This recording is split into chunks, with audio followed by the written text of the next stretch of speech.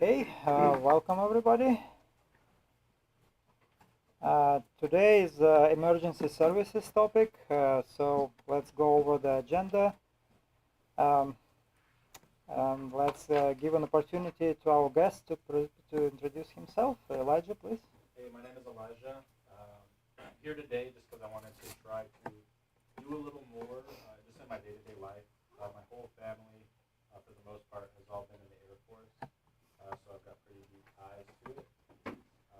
Huge passion for aviation.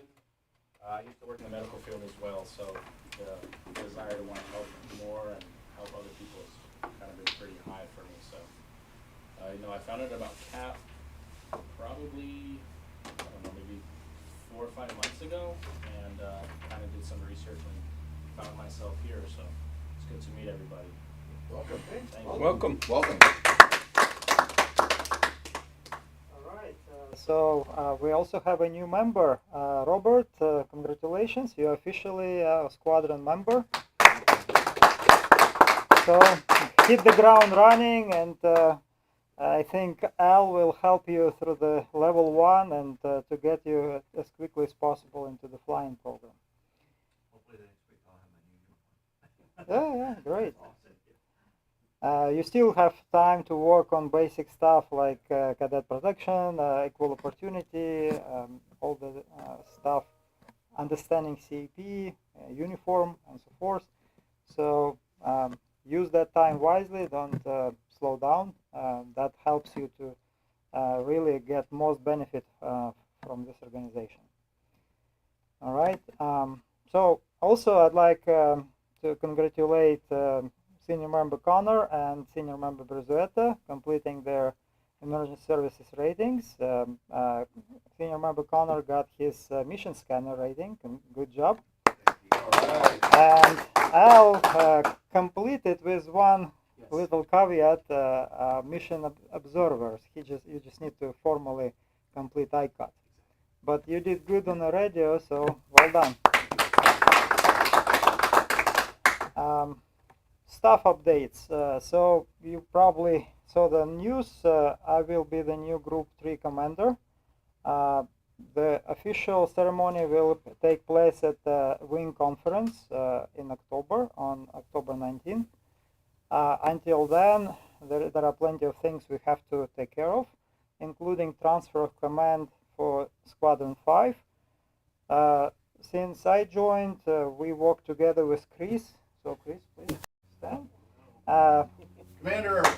We planned for Chris to be squadron commander after my term is over, but since my term got cut in half, so Chris will take the command sooner than that. We will plan the official transfer of command likely for the next meeting, unless there are any obstacles preventing us from making it happen. So coming into the new year, Chris will be the new commander for the squadron. All right, so what it means, right? So business as usual. All the positions already assigned at the squadron level will be revoked and reassigned. So this is also an opportunity for you, if you change your mind, maybe to get engaged in a different role, or get into the additional role. So many of you are playing more than one, and that's fine, because as you learn, it's not really a full-time job to be part of actually managing a team for the squadron. So we will talk more about specific positions and roles, including committees for different areas. So you are in good hands. Chris completed all the requirements. Unlike me, when I took the command, I wasn't ready, right? But nobody actually wanted the job. So I had to learn on the job. And Chris did a much better job. He prepared and completed the squadron commander course, so he's ready to hit the ground running. Okay? Thank you, Chris. Thank you. That's official. All right, so nothing at this point on awards and recognitions besides what we already talked. Let's talk about aircraft. So 216 Charlie Papa, which is Turbo 206, for those who doesn't know, is full mission capable. It's flying in different missions. I have flown 2 hours for the SAREX, Group 8 SAREX, remote SAREX, if you will, with two of our members. I did call out for more, but didn't get any responses. So there was only one sortie this past Sunday. But I know Harrison is going through onboarding. Harrison, would you like to share any experiences for you to fly in Turbo 206? How do you like it? Bigger plane, bigger engine. There's more to kind of think about when I'm on a flying, but fun plane. Okay. How many sorties you have done so far? 2 where I was in left seat, and then 1 when I was in back seat, and then I'm gonna do 1 or 2 over the weekend. Okay, great, good job. Keep it up, and keep in mind, max out as long as there are funds in the mission. Max out the opportunity to get familiar with aircraft, especially faster, heavier, more complex. There are more things to look after. So take your time, don't rush. So come to that Form 5 check ride fully prepared. And it's free flying, so take advantage of that. All right, so Cessna 172, we do not have a date on a formal transfer. I didn't have a chance to monitor whether it was flying or not recently. So 2 flights they have done last week. They were for post-maintenance flight to verify that everything is in good order. So I'll keep you posted. What aircraft is that? I'm sorry. That's November 28 Foxtrot Alpha 172, which is being transferred to Hammett. Thank you. Right. Yes, and from group resource management, we will give every squadron an opportunity to onboard pilots within the group. Group 3 has the first priority all around, and we will be moving aircraft around. So if we need to onboard pilots at Squadron 5, we'll bring aircraft here, and likewise for any other squadron. All right, and now we have a vehicle. So thank you very much, Chuck and Paul, for accepting the vehicle. It's now on our inventory. It's parked right behind the building, the white Civil Air Patrol van. The primary purpose for that is any actual emergency services, any training missions, transport for the pilots, bringing the aircraft for maintenance, and so on and so forth. So there are many ways to utilize that vehicle. And we have now transportation officers assigned. So Lieutenant Berzueta is a primary, and Senior Member Connor and Lieutenant Dillon secondary assistant transportation officers. So they will take care of the vehicle, make sure it's maintained on time, that all the stuff assigned to it is in good shape, and you are welcome to rotate, right? So learn about the job and keep doing it.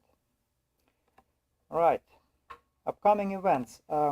I was supposed to be at the First Responders Appreciation event tomorrow at one of the local schools in Riverside, but unfortunately life got in the way and I cannot be there. So any person would like to take my place, or I will, otherwise I'll have to cancel my attendance there. So the event will take place here at 1010 school. I'll share the address. Event starts at 11:30, but it's a good idea to be there a little bit early and mingle with teachers, talk about airspace education member program, and STEM kits and so on and so forth. So if anyone can do it, please let me know. I'll get you in touch with the administrator at the school. There will be Group 3 and 7 SAREX at Cable Airport this coming weekend. Unfortunately, I will not be there and our craft will not be there. We got a CD mission assignment, but there will be plenty of aircraft to the best of my knowledge. At least 4 aircraft are expected to be there. 3, okay.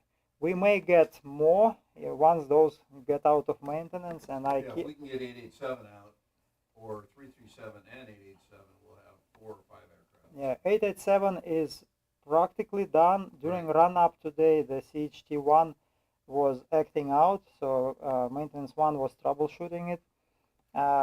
For 7598 Zulu, or we call it Zelda, that aircraft has more issues. It's still waiting for, I believe, attitude indicator to come from the factory.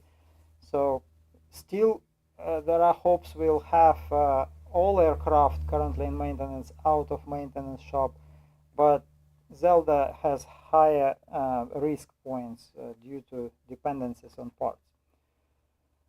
For 337 Charlie Papa, they are waiting for magnetis to be returned from overhaul, and there is no ETA, strangely, although the turnaround time has already passed. So maintenance 1 is checking on the status for that aircraft, for the parts. All right. Hello, please. Welcome. So all the other events are still the same, so I'm not gonna spend much time here. David, would you like to talk about airborne photography now, or Towards the end. towards the end? That would Okay, get a chance to get the photos up. sounds good. Chris, few words about the Christmas party.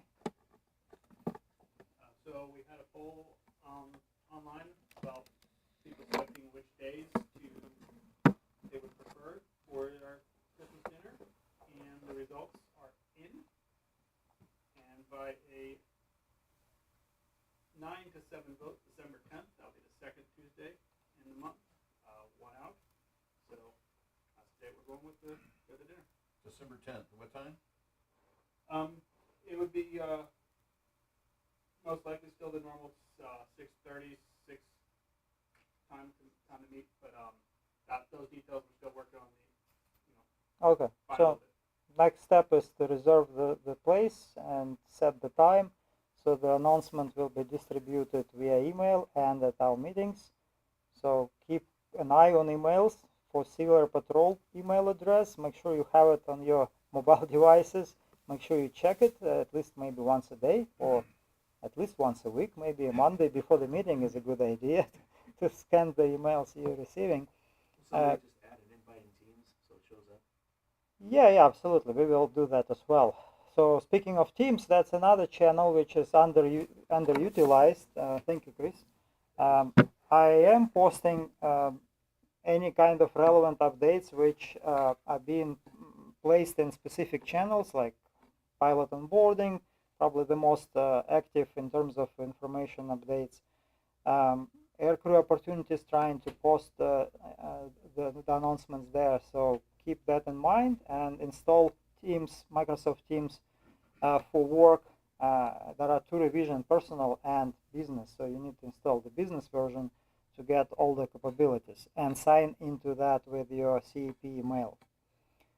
So speaking of which, there are two accounts you need to keep in mind, use through your engagement with CEP. One is, of course, your email address or Microsoft 365 account, essentially. That also gives you an opportunity to install a full suite of Office products at no cost. So that's another benefit of being a Civil Air Patrol member. But another one is e-services, and you receive, when you become a member, you receive notifications on how to onboard yourself to all these channels. So if you have any trouble with access to your email or e-services, please reach out to Chris Younger. He will put you in the right direction or help you resolve the problem. Okay. A few other updates. I already mentioned our squadron participates in Imperial mission this coming weekend. Anyone visited the Warbirds, Cars, Coffee and Warbirds this past Saturday? I couldn't because I was training leaders of cadets training, but supposedly it was a good event. We had a number of World War II era aircraft on display, some historic cars, and so forth. So this kind of events is a good opportunity for recruitment. We are always looking for members, and quite honestly, I recruited quite a bit of members for our squadron, but probably more for other squadrons, because I talk to people and they say, oh, I'm interested, but I live far from Riverside. So they start asking what would be the closest squadron, and I send them to Fullerton, I send them to Costa Mesa, you name it. So that we are one organization, and we all benefit from having more members. Okay, any questions? All right, so let's move on to the primary topic then. So today I wanted to share what kind of equipment we as pilots, as air crew, bring with us to our missions. Oh, here is our squadron dog. Hello, Dallas. Right. Hi guys. Sorry for being late. Yeah, please sign in. No worries. We just warmed up.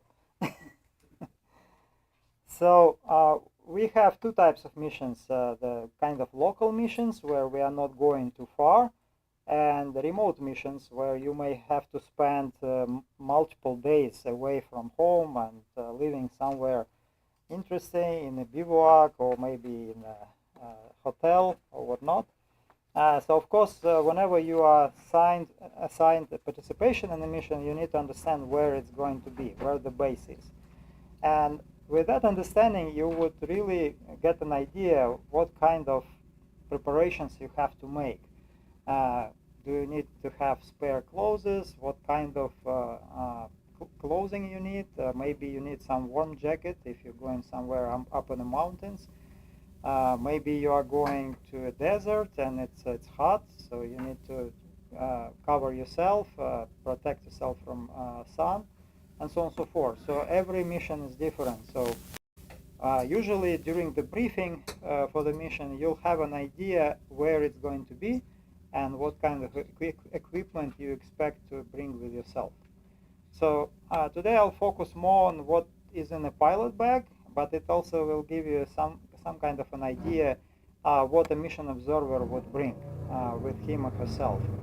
And likewise a mission scanner or airborne photographer. So air crew, more or less, they have similar requirements. A pilot will have a little bit more, maybe charts, an iPad, headphones. By the way, for any air crew member, I highly recommend investing a little bit of money in buying your own headphones. Not because we don't have a headphone, but sometimes those headphones are next to useless, maybe broken by a cadet, somebody sat on them, and you will be struggling, dealing with the communication issues during the most critical parts of those missions. So headphones, good idea, and you don't have to buy a brand new, most expensive Bose A30 and whatnot. My first headphones were used. I bought them on aftermarket. It was David Clark's passive noise limiting headphones. They were great. I got my private in them, and then I invested in the more sophisticated headphones, which I already knew I will like because I had an opportunity to try them. So headphones is definitely an option.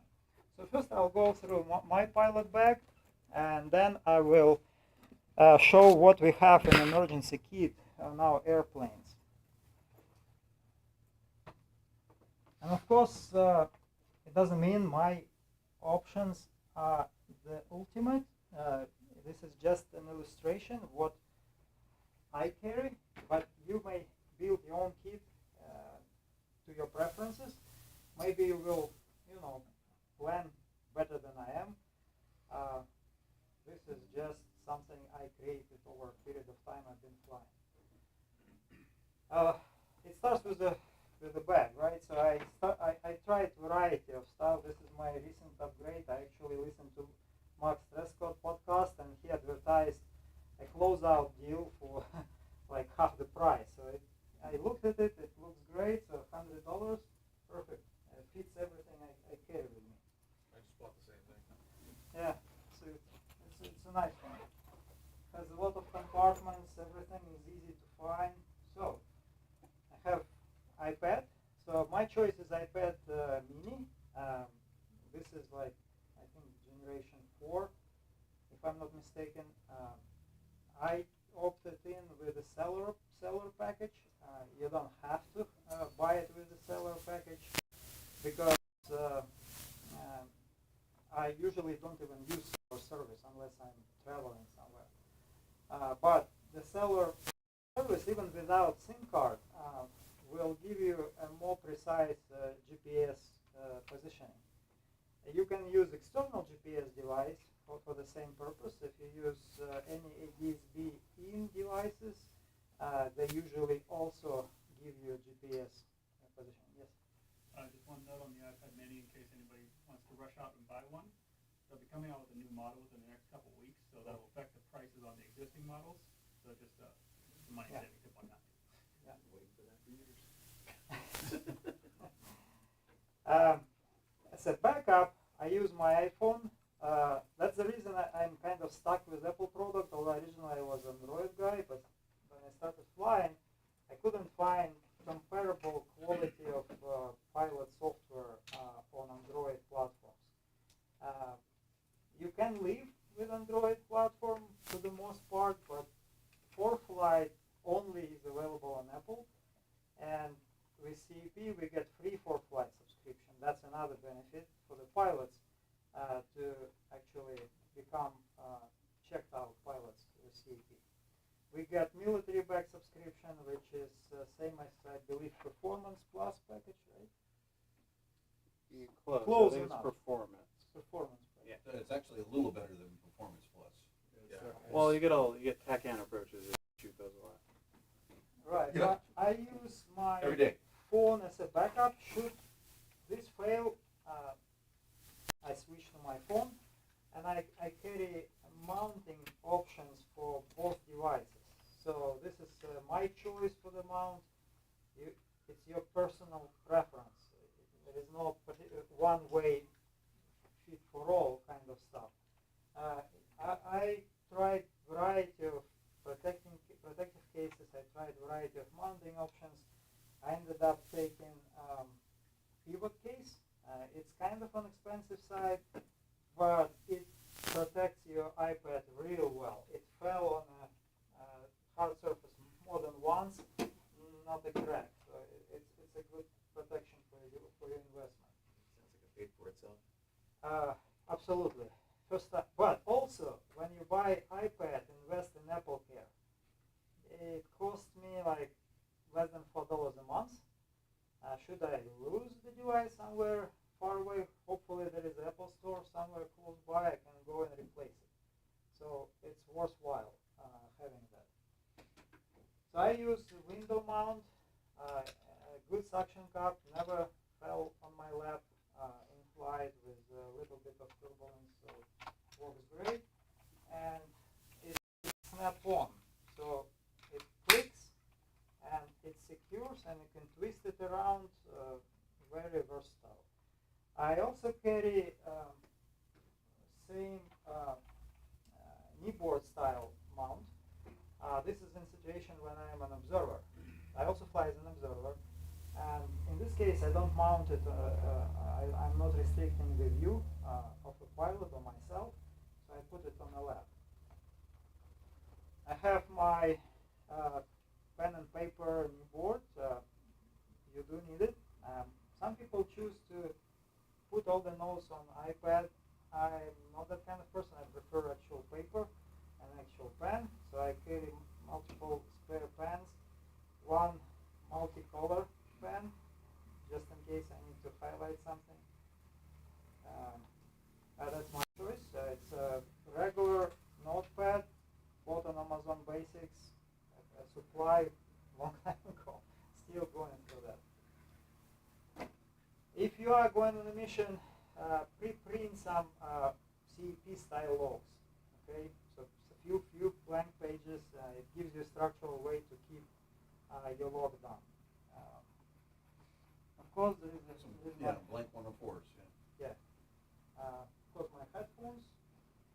Bunch of spare batteries. I carry at least 8, although the headphones take 2. I use spare batteries for the lights. You never know. Maybe it's early in the morning and it's still dark. Maybe you return plan ahead. So speaking of that, I have my headlamp, of course, and I carry 2 headlamps. Speaking of all the stuff you carry, all the electronics, battery power, pre-fly your bag. Okay, so before you go, make sure you charge everything you need to charge, and you don't find yourself with a headlamp which is not working in the most critical phase. This headlamps, I bought a set of 2 for like, I don't know, under $100, and these are rechargeable. They have bright LED light, different brightness levels, and the red light. This is what you fly with at night, right? And emergency situation red light. I have my pulsometer, also cheap purchase on Amazon.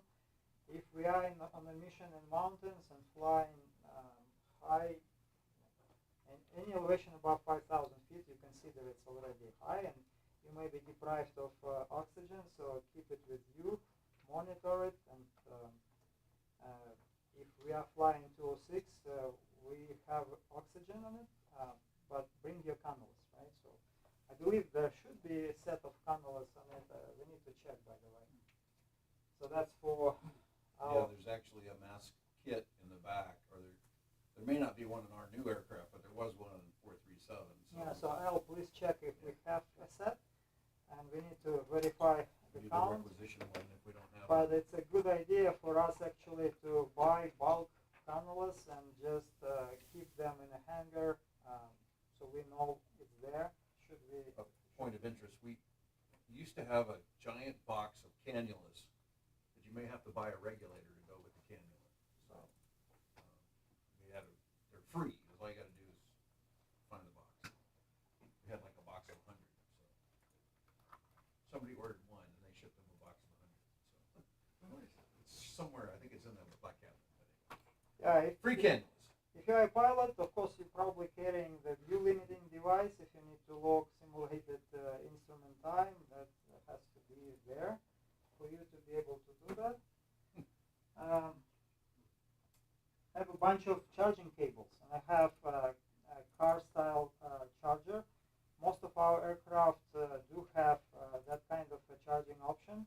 Sometimes there is a charger, but usually people leave there something cheap and it's not high performance. It will barely stop you from discharging maybe, but not going to give you much of a current. A lot of the G1000 aircraft actually have a USB standard in the back somewhere.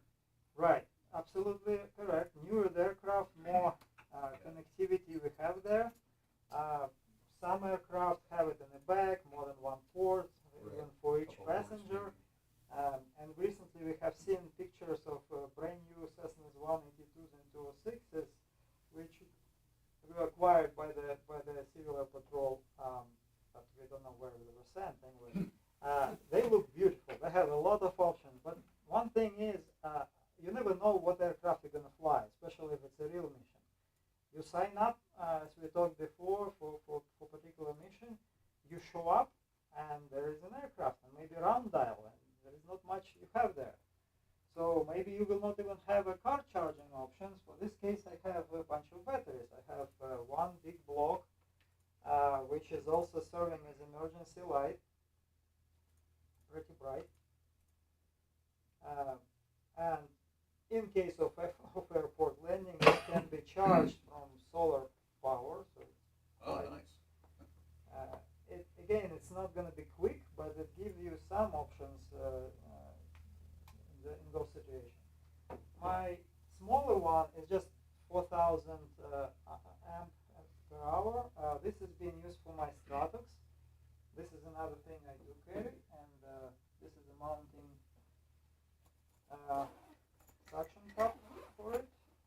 So we did talk about Stratox, how you build it for yourself. This is my self-built version. It's been serving me great since 2018. So never Great had any investment. problem with it. I do update firmware once in a blue moon, but as long as it's stable and I don't have any particular issues with it, I try not to disturb it. If I do upgrade a firmware on Stratos, I carry a spare SSD card with me for a while, just in case if I encounter any issues with my new firmware, I will revert back to the original one. How's the battery on that? This 4,000 amps lasted me all the way to Oshkosh without any recharging, and that was I mean the Stratix. this battery is for Stratus. There is no Oh. battery It inside. doesn't have. No. Oh, okay. So I put it usually on one of the windows, ideally away from the sun exposure, so it doesn't overheat. Sometimes, if it overheats, it may drop the connectivity and reboot. Then Because I have you a to Stratus move 3, and I got it in like 2021, and the battery used to last me like 8 to 12 hours of flying. And now I swear it doesn't last me for more than 2.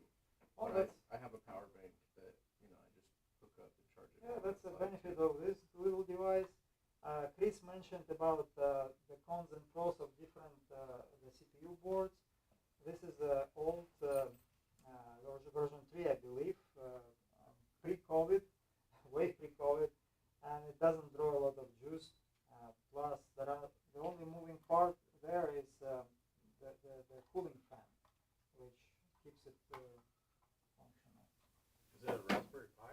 Yeah, Raspberry Pi. I got the same thing. I've just got a second battery like that, just in case battery goes out, which it did. Of course, I have my medical While with flying. me, They always do. and I do carry my paper logbook, but I have my logbook fully backed up as electronic, so this is more like a holder for my medical, which, based on my understanding, we have to have original. We cannot provide scanned copy or whatever. So, I have charts, IFR and VFR charts as a backup. So should I lose my iPad, my iPhone, and G1000, I still have some way to figure out where I am located. This is the knee board for the same pivot case. Same style. So just slide it in, and you can rotate it in a way which suits you.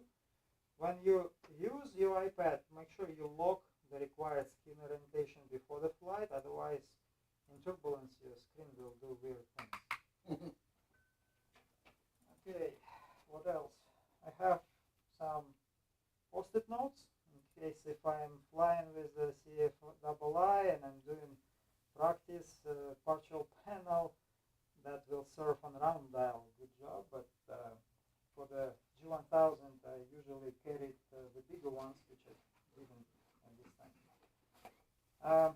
Paperwork wise, I have my CAP regulation 70-1. You're going to need that as a reference, some here and there, so keep it with you.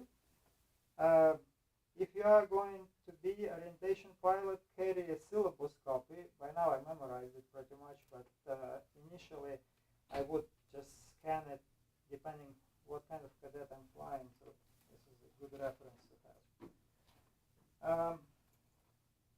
Let's see, equipment wise, I purchased a portable fuel pump, not fuel pump, air pump. Okay, this is like, it's an air motor, very reliable, good reviews on Amazon.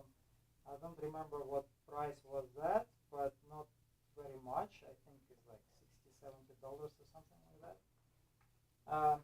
Usually it lasts me 3-4 times before it starts showing red on the battery status.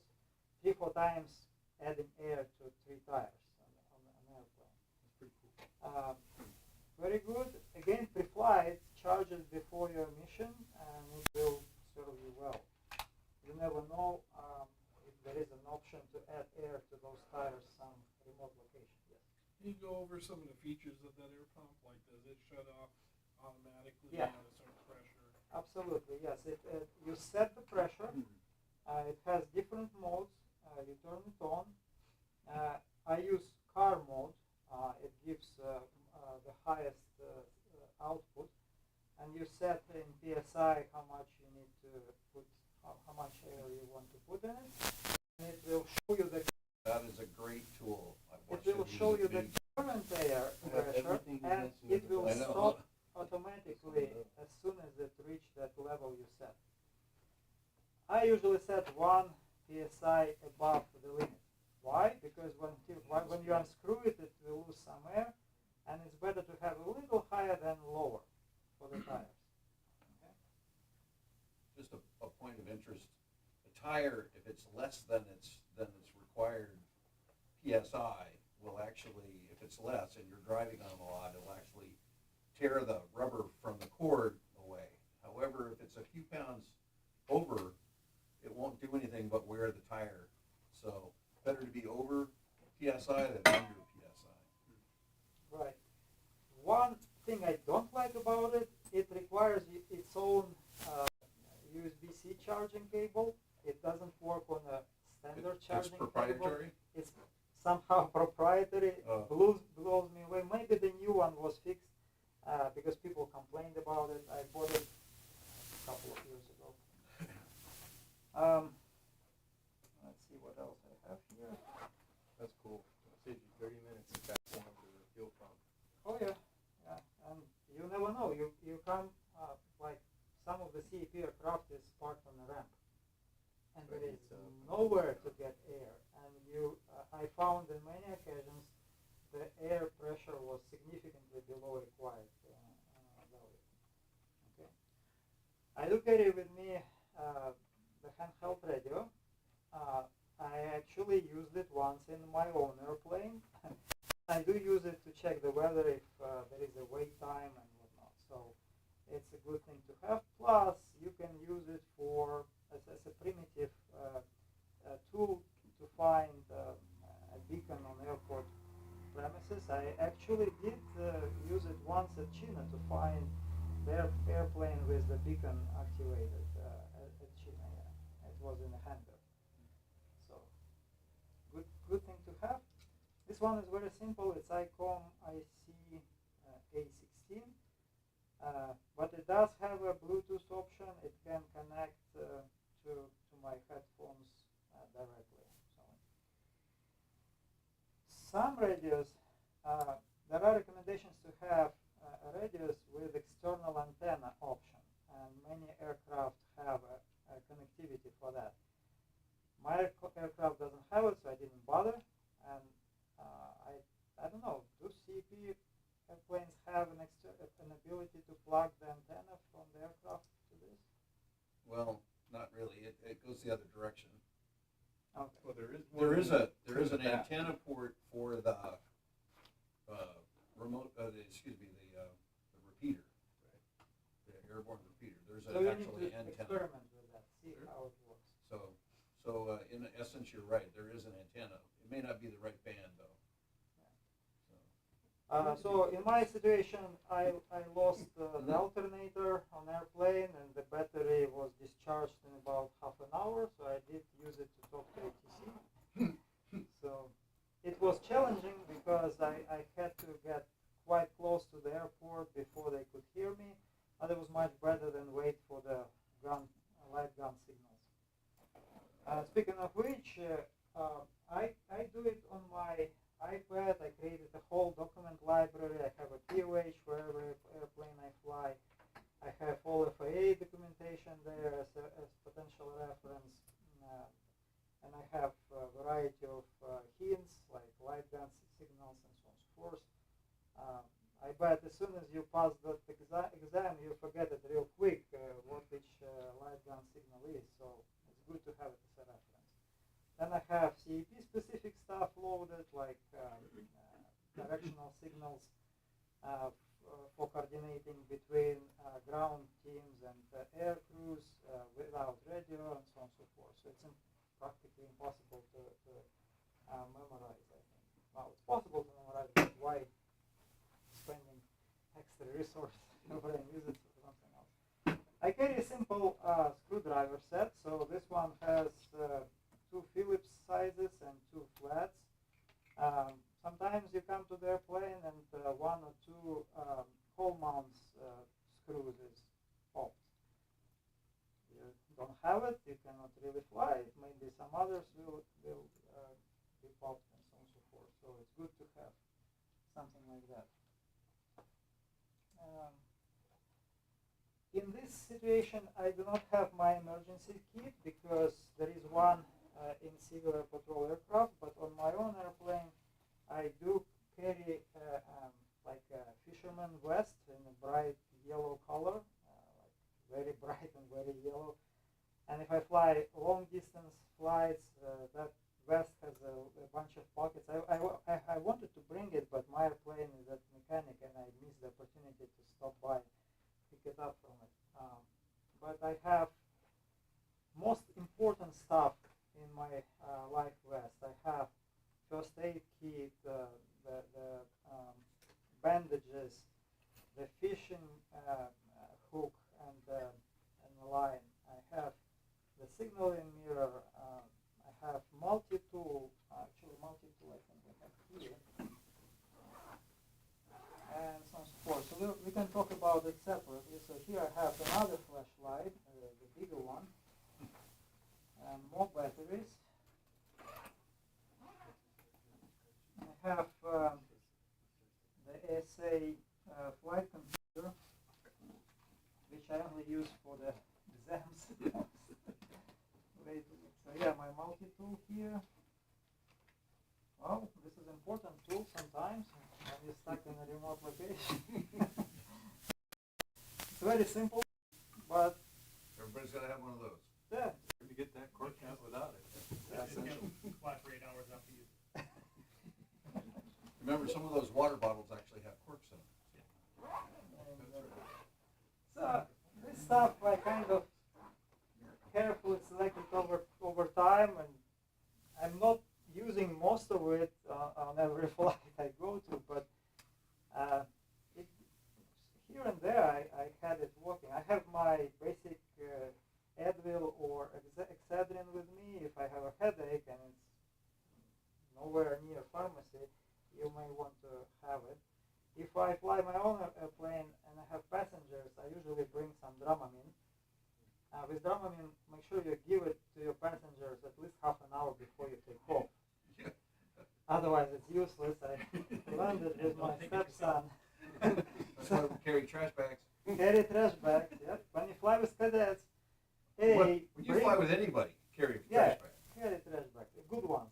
So actually, there are special bar bags sold by Aircraft Spruce. They are blue with a round opening, and once you use them, you just twist them. It keeps stuff inside. But they're not big enough for cadets. Your whole head bag. Well, yeah, some cadets Some may need cadets more can than get one. sick 3 times on a flight. Yeah, so speaking of car charger, so this one has 2 ports, and when you buy one, make sure it has quick charging options and it has a high output. So you need like 3 amps or at least 2.4, I believe, to charge an iPad. So make sure of that. And of course, I have wall chargers, a variety of cables here for my typical needs for charging my equipment. So yeah, I think that was it as far as the aircrew bag goes. Any questions? Any suggestions? Comments? I keep rechargeable batteries in mine as well, and it's pretty cool. I can use the power bank. Like, if they die, I'll swap them out, immediately start charging them, and then grab the other ones. And I keep different sizes of rechargeable ones too. I used to deal with rechargeable batteries. They advertise like 500 to 1,000 cycles. In my experience, they don't hold that much, especially those you buy on Amazon or eBay. Before I used to buy them anyway. So I ended up switching to standard non-rechargeable for reliability reasons. Duracell usually lasts pretty well. The Kirkland brand, not so good, especially if you expose them to heat a few times. They're gonna degrade. Yeah, Amazon Basic is pretty weak too. Yeah. Anything basic usually is basic. They're cheap, but they don't last long. Yeah. really, Sell you really, a lot of them. you really get lost out in the wilderness, make sure you pack a solar panel and a Starlink so you can. Well, speaking of which, right? So we didn't talk about emergency equipment yet. So this is done. I'll pack it back in place. Speaking of communications, first, who has iPhone 14 or newer? On what? iPhone 14 or newer. Okay, so you most likely have a satellite communication option, right? The SOS. Yes. It's for emergency communication. By the way, the iOS 18 that just came out is offering SOS. So Also, but on that iOS 18, at least last I checked, is not yet approved for flight use. I know, but it works. Yes, not cleared yet. Not clear. It's not only clear, it's but not it works. clear, but also there are some significant issues which ForeFlight didn't disclose last time I checked. So what we have on COP aircraft, so we have a first aid kit which hasn't been even opened yet. If we can open it, please could you? We have Imperial. a micropore water purifier. Wow. Hey, we're We getting have pretty fancy about this. emergency signal panel, Look at that. bright and orange. Snacks? We used to carry We have a signaling mirror. and water. We have a whistle. Yeah, in the first aid kit. Let's open it. Which they should have that in this one. Huh?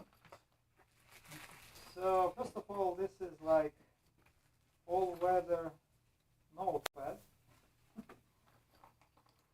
There is a whistle. There is a cutting tool. There is a pencil. A little light. Very little. Hey, anything's better But at night, it could be pretty good. That's right. Good start. Right, so there is a kind of multi-tool. Okay, it can open a can of beer. They took that from You can TSA. try to cut some You branches. sure it's a can of beer or a bottle of beer? Maybe a bottle of beer. There Yes. you go.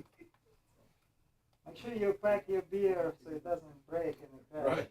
It's a signal Priorities. mirror. Okay, and it's protected by. Is there protein bars in there and water? I don't think so. Oh, our last first aid kits had that. Actually, we should put it in here. There is a compass.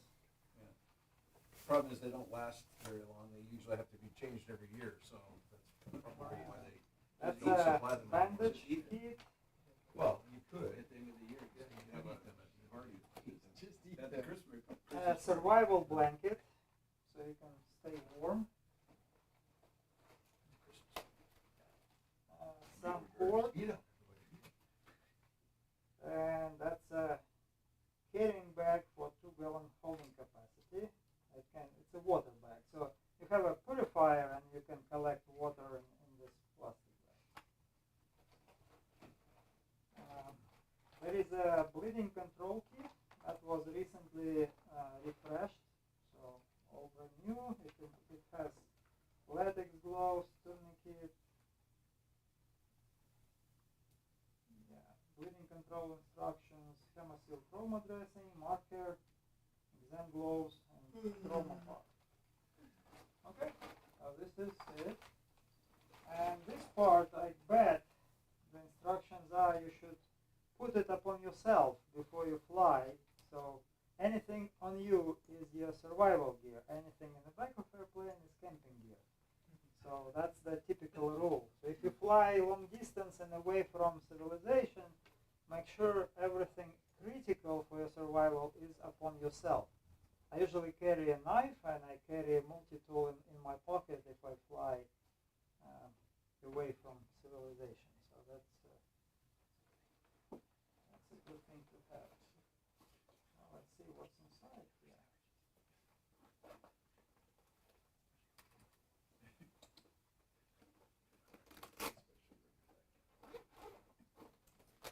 And we need to verify if there is an inventory for the CAP survival review that inventory and make sure our bag is actually stocked properly. So Mike mentioned the water and some protein bars. We don't have it here, so I bet we should fix that situation. So we have more bandages here. We have scissors.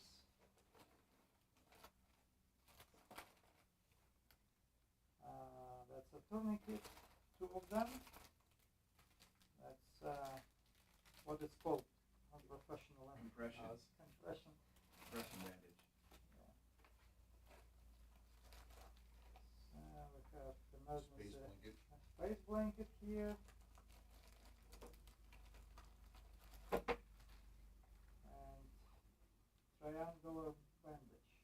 Yeah, that's for any damages to the shoulder or to the hands. Oh, that's it. So the assignment to the health officer and the aircraft maintenance officer is to verify what is required in an emergency kit and make sure we stock it properly to avoid any possible issues with inspections and stuff. The most important thing is not to do off-field landings in the airplane. The most important thing. All right. Any questions? Bring the airplane home. Okay, that's it on my side. So, David, would you like to talk about airborne photography? Congratulations on the promotion. Yeah, thank you. You missed that part. We talked about it. And Chris will be new squadron commander. So we will schedule a change of command most likely for the next meeting. That means Chris will have to respond to my text. Yeah. You mean the next meeting here is going to be a change of command? I believe so. Okay. Unless either me or Chris cannot make it for any reason. Right.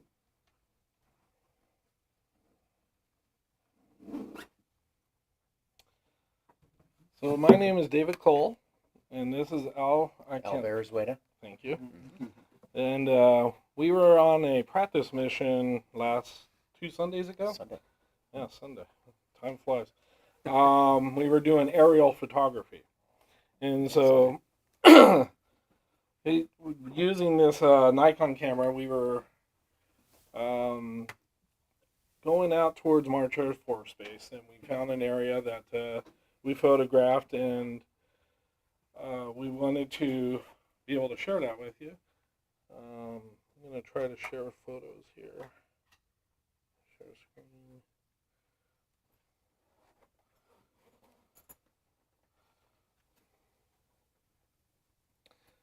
So if you want to kind of describe the mission and what photos Sure. you took. All right, so we were out towards March Air Force Base, and we were looking at an old, I guess it's a resort. So what we were aiming to do is shoot the primary headings first to identify the resort and what the target was. Then after that, come in and take tighter shots. So, I don't know, is it up yet? Yeah, there we go. So here we go. The resort is right there in the center. This one is a shot that allows us to see primary roads, so we can identify where we are. This is still a wider shot. Started scanning through the images earlier today. There you go, a little tighter. What was that?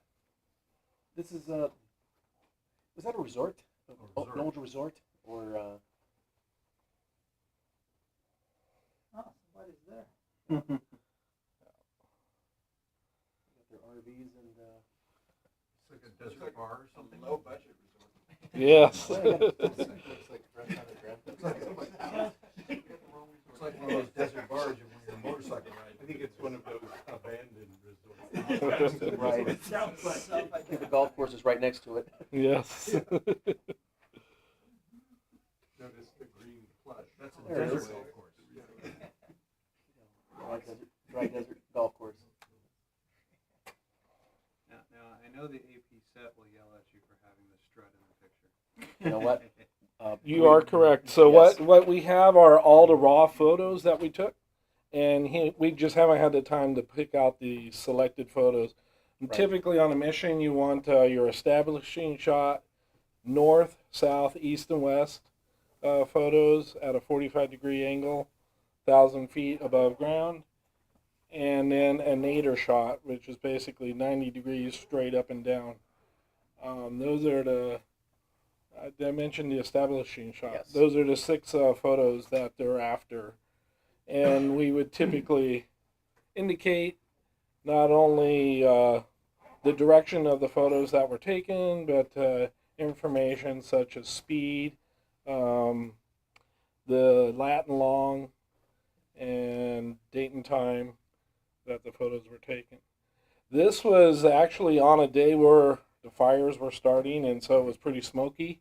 As you could see, the haze in that shot. So it does make it hard to get a clear photo. But even so, we did pretty good. Some of the things So there they you look go, without the strut. right there. You are.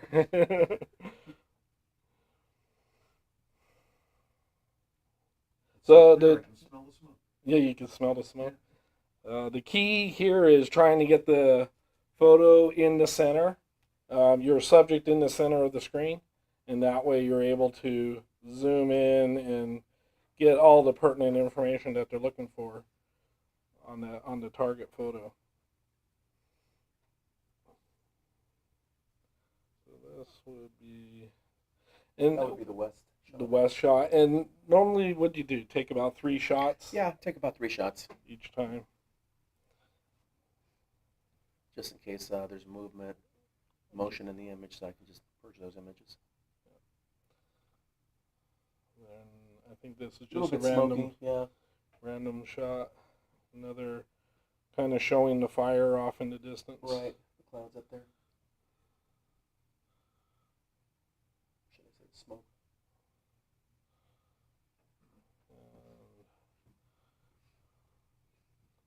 There's your southern shot.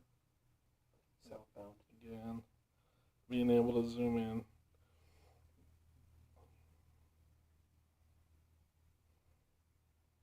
That's as we return to east. Not that exciting, but No. it's just an example of what we do when we are doing aerial photography. And the last shot I'd like to show is the nadir shot, which is straight up and down.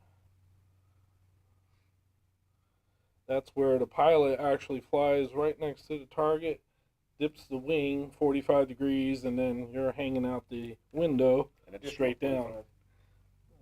It's getting close here. I believe that's it. That looks like it. Yeah, That's one. that's the first one. I think you were able to grab 3. Yeah.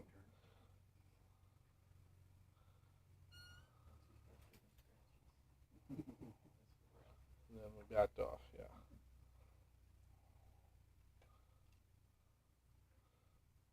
So I think this Plenty of one. natives there. Yep, you had quite a few actually. So that's the goal. At least that was for that mission. Any questions? So maybe cover steps involved in getting one photography rating. What are the prerequisites and Okay. examples of tasks? Let's see. I actually have.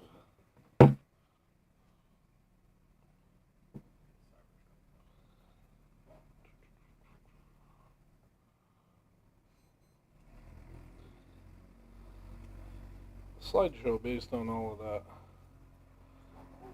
Start from the beginning here. Airborne photographer.